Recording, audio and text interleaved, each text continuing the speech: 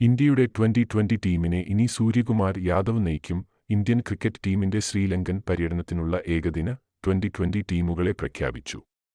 സൂര്യകുമാർ യാദവാണ് നായകൻ. ഏകദിനത്തിൽ രോഹിത് ശർമ്മ നായകനായി തുടരും. Wicket keeper batter Sanju Samson 2020 ടീമിലുണ്ട്.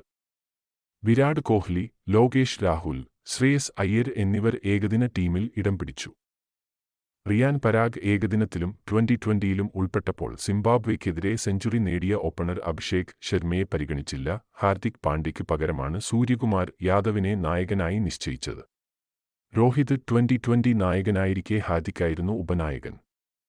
രോഹിതിന്റെ അഭാവത്തിൽ ഹാർദിക്കാണ് ടീമിനെ നയിച്ചത്. ഇന്ത്യയെ 3 ഏകദിനങ്ങളിലും 16 2020 കളിയിലും നയിച്ചു. ഗൗതം ഗംഭീർ കോച്ചായ ശേഷമുള്ള ടീം ഇന്ത്യയുടെ ആദ്യ പര്യടനമാണ്. 2026 ലങ്കയിൽ നടക്കുന്ന 2020 ലോകകപ്പ് മുൻനിർത്തിയാണ് ടീം തെരഞ്ഞെടുപ്പ്. 27, 28, 30 തീയതികളിലാണ് ഇന്ത്യ ശ്രീലങ്കയിൽ 3 2020 കളുടെ പരമ്പര കളിക്കുന്നത്. ലോകകപ്പ് ടീമിൽ ഉൾപ്പെട്ടിരുന്ന ജസ്പ്രീത് ബുംറ, രവീന്ദ്ര ജഡേജ എന്നിവർക്കും വിശ്രമമനുവദിച്ചു. സിംബാബ്വെയ്ക്കെതിരെ 2 മത്സരങ്ങളിൽ നിന്ന് 24 റൺ മാത്രം നേടിയ റിയാൻ പരാഗിനെ നിലനിർത്തി. BCCIയുടെ കരാറിൽ ഉൾപ്പെടാതിരുന്ന ശ്രേയസ് അയ്യർ ഏകദിനത്തിൽ മടങ്ങിയെത്തി. ഇഷാൻ കിഷനെ പരിഗണിച്ചില്ല. ലോകകപ്പിൽ കളിച്ച കുൽദീപ് യാദവിനെ ഏകദിനത്തിൽ മാത്രമാണ് ഉൾപ്പെടുത്തിയത്. ഏകദിന പരമ്പര ഓഗസ്റ്റ് 2-ന് ആരംഭിക്കും.